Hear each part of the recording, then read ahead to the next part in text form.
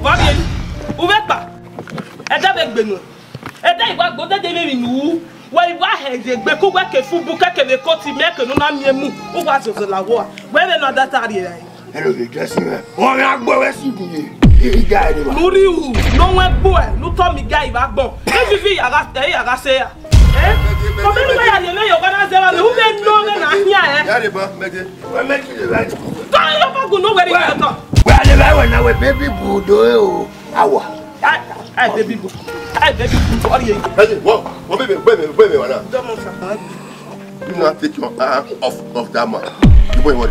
What's the name? What's the happiness here? What's the name? I say, you're coming on your name. What's ever name? You know me with the enemy here. I would hear the end there walking in my way. I'm going to hear what you one day. Back to Palazzo. Catch a cut in the much of you want you like. Good way, yeah, good way. Good way, boy. That's it, we blame. And I'm a cook back here where I go. That's a good every day. When my mother, the hour, we have no manner, neck way, man, we are. Good way. Good way. And not die. Well, look, what goes on the wagon. Supportive of fear, right? Well, you may know what about. You know, when they wish you happy birthday, and we are happy birthday, we are. Happy birthday. A man, then I'll be a man with a wish him happy birthday. Oh, we are attacking it. We are hot. Don't reach it. Or you are Jesus. The State General of Italy. The one I wish you happy birthday.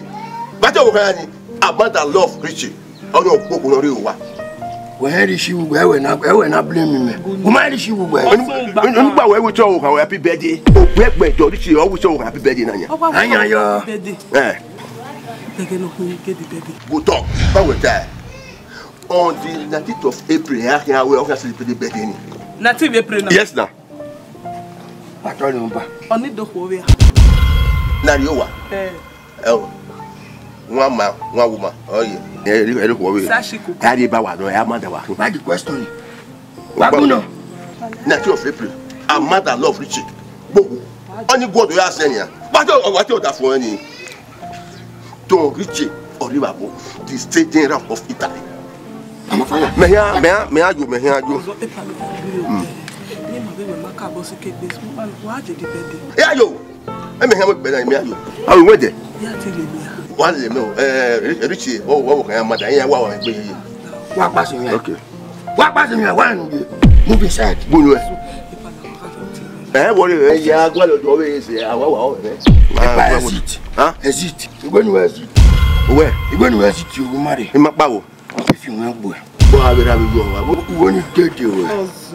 When you get away. We are here again. I'm an hour. Imala Valami. Eh? Imala Valami. Clear water. Ah, clear. Oh, who were to talk? When no clear Muka go when. Oh, we go where you were. You didn't know where. Oh, no, my dear. More shaky, did I shake you? You didn't know where. More so go where? Inside. Can then I can now more. Man of the Asi. Man of the Asi.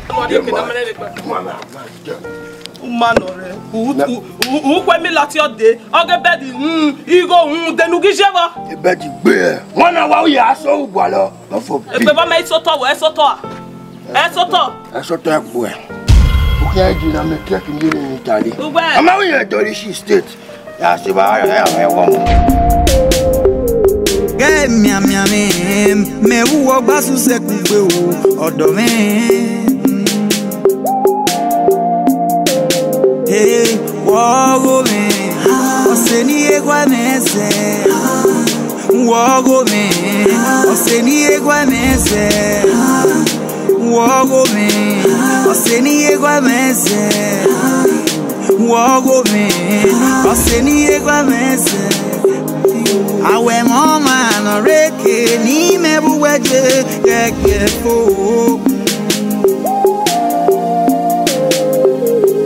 Awe mama no reke ni mebuweje gekefo. Awe mama no reke ni mebuweje gekefo.